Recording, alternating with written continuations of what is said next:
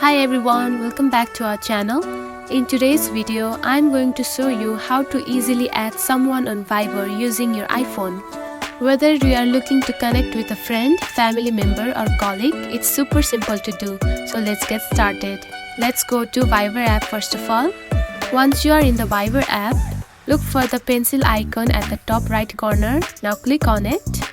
Now tap on to the search bar and type the number that you want to add. After typing the number, the name of the person easily comes. Now simply click on it. Now you can easily chat with the person. Now you can have the conversation with the person very easily. Let me remind you something, that if the person does not have the Viber, they can't connect with you.